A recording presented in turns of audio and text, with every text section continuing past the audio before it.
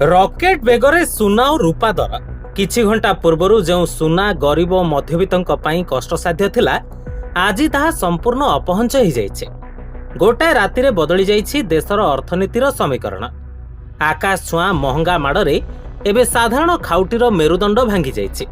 यह केवल एक बजार खबर नुहे, यह हेउछि लक्ष लक्ष परिवार भांगी जाइथिबा स्वप्नर कहानी। आजिर बजार दर शुणिले आपणकर होश उड़ीजिबा।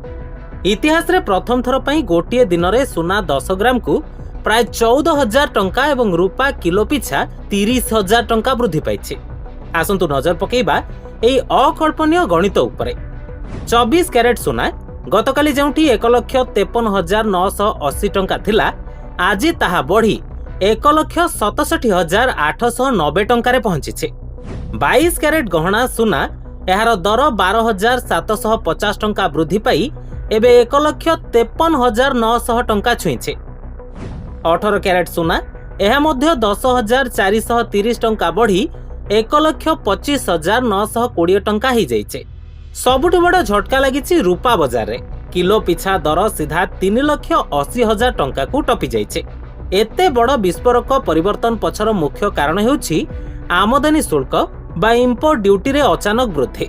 सरकार गोटाए निष्पत्ति परे स्थानीय बजार रे एहार भयंकर प्रभाव पड़िछि।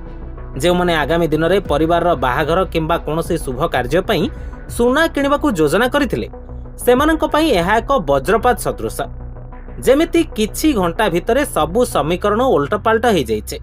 आम देश रे सुना केवल एक धातु नुहे, एहा हेउछि आवेग, सुरक्षा एवं भविष्यतर संबल।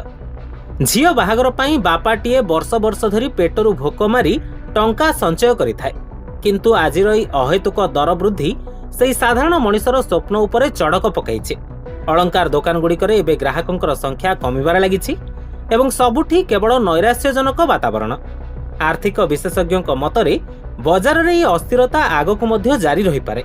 सरकार जदि आमदानी शुल्क रे कोहळ न करंती तेबे मध्यवित्तंक पई सुना किनिबा एक दिबा स्वप्न पलटिजिब। वर्तमान परिस्थिति रे ग्राहक माने केवल अपेक्षा करिबा छडा अन्य कोनोसी विकल्प नाही। प्रश्न उठुछि, कोन सुना आगामी दिन रे साधारण लोकंक पई केवल एक अदृश्य दिग्बलय होई रहिजिबो? केबे कमिबो एई निया लगा दर? एहार उत्तर केवल समय ही कहबा।